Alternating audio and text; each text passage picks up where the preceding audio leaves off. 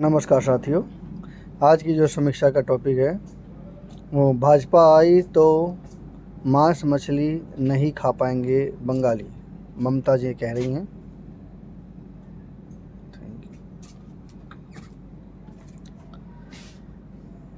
पुरुलिया में चुनावी सभा में मुख्यमंत्री ममता बनर्जी जी कह रही हैं। सभा में ममता जी ने कहा, जान से मारने की हो सकती है साजिश, भाजपा आयोग में मिली भगत, हटाए 1.20 करोड़ नाम।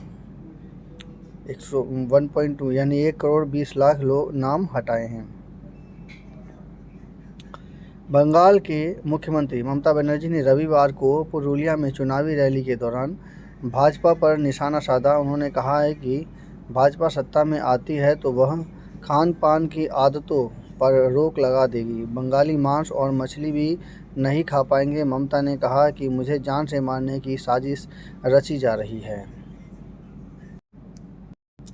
बनर्जी ने कहा कि भाजपा कहती है कि मछली मांस अंडे नहीं खा सकते, वह धर्म की बात करते हैं, लेकिन वास्तव में वे किसी भी धर्म के विश्वास नहीं रखते, वे दंगे भड़काते हैं। उन्होंने कहा कि भाजपा शासित राज्यों में आदिवासियों का शोषण और महिलाओं पर हमले होते हैं। दरअसल ममता बनर्जी की ये चुनावी टिप्पणियां टीएमसी के चुनाव अभियान के रणनीति के अनुरूप हैं,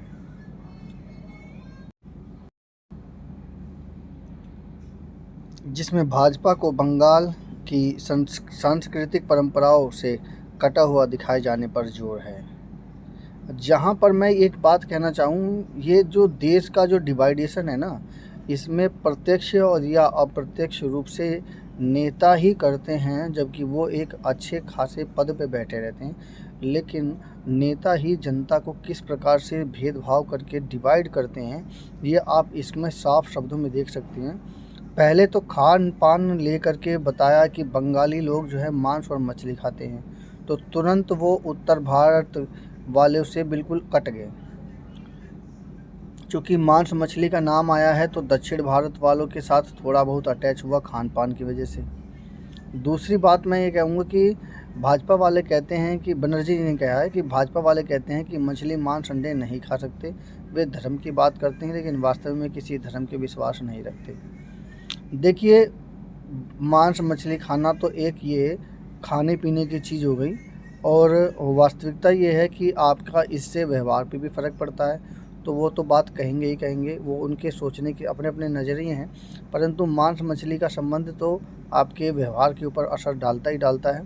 और धर्म की वे धर्म रही सवाल धर्म की, तो जब वो मांस मछली खाएंगे तो उसमें वो कुछ कभी कभी क्या बहुत सारे केसों में वो धर्म की बात धर्म की जगह अधर्म होता रहता है, क्योंकि उस जैसा हम खाते हैं वैसा ही उनके विचार आते हैं।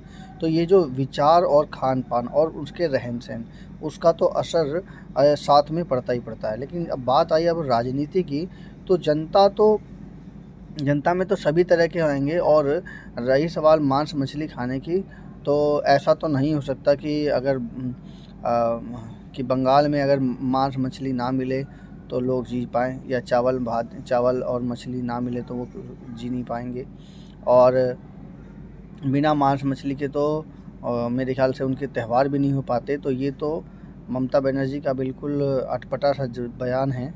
कहने के लिए ये ममता बनर्जी का इस तरह से बयान उत्तर भारत वालों को बंगाल से काटने वाली बात है। ये अगर दूसरे शब्दों में कहें तो ये उत्तर भारत वालों को बंगाल से काटने की बात है, या कहें कि देश में बंगाली अलग हैं और बाकी देश से कटा हुआ है।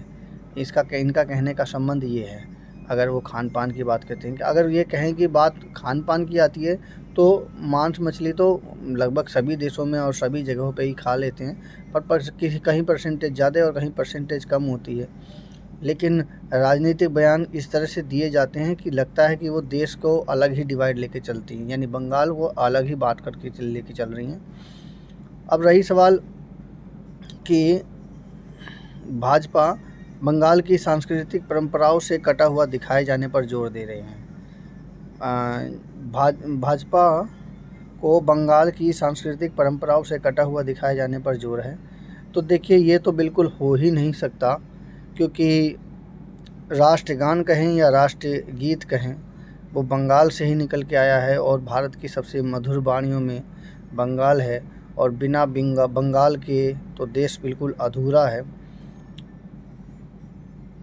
और ऐसे में सांस्कृतिक परंपरा बंगाल की तो रामकृष्ण मिशन हो गया, या कई सारी परंपराएं, काली जी की पूजा, ये पूरे भारत में लोकप्रिय है। हर जन आंदोलन की तरह सांस्कृतिक परंपरा के रूप में पूरे भारत में ये विद्यमान है। तो ये कह नहीं सकते कि ये जो कथन है ये सत्य है। बाकी ये पार्टीबाजी है, वो पार्टीबाजी तो खैर सभी जगह में मिलती ही मिलती है। चुनाव आयोग की ओर से लगातार अधिकारियों को हटाने की कार्यवाही पर ममता ने कहा है कि साजिश के तहत मेरे अधिकार छीन लिए गए हैं। मतदाताओं को लेकर ममता ने आरोप लगाया कि बंगाल में करीब 1 करोड़ 20 लाख मतदाताओं का नाम चुपचाप हटा दिए गए हैं। ममता ने इसे लोकतंत्र की हत्या करार देते हुए कहा है कि भाजपा और चुनाव आयोग के बीच मिलीभगत है। ममता ने बिना नाम लिए केंद्रीय गृह मंत्री अमित शाह पर तंज कसते हुए कहा है कि एक बड़े नेता ने चार्जशीट तो जारी कर दी, लेकिन जब विदेश से लोगों की जंजीरों में बांधकर भारत भेजा गया था तब वह कहाँ थे।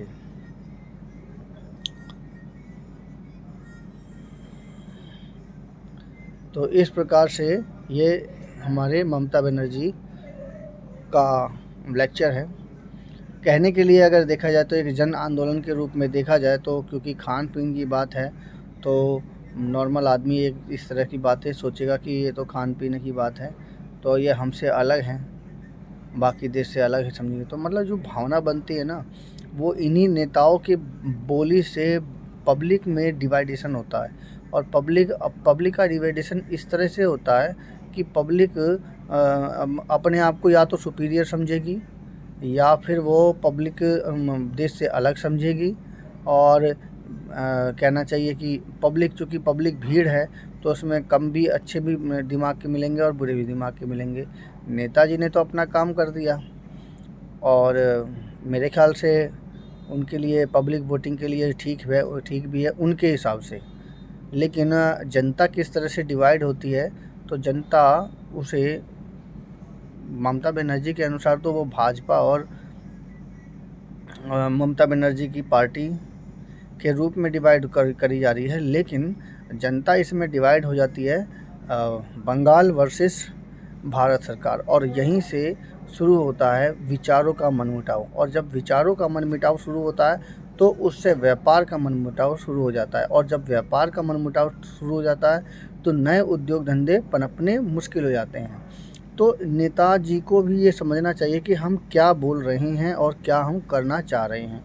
हालांकि ये बात सच है कि खान पान की चीज़ों को लेकर प्रत्येक व्यक्ति जो है प्रभावित होता है, लेकिन उससे पार्टीबाजी का तो चल जाता है, लेकिन देश को 2 पार्टों में डिवाइड कर देना ये कहीं कभी ठीक नहीं है। समीक्षा कैसी लगी कृपया कमेंट कीजिए, चैनल को सब्सक्राइब कीजिए। धन्यवाद।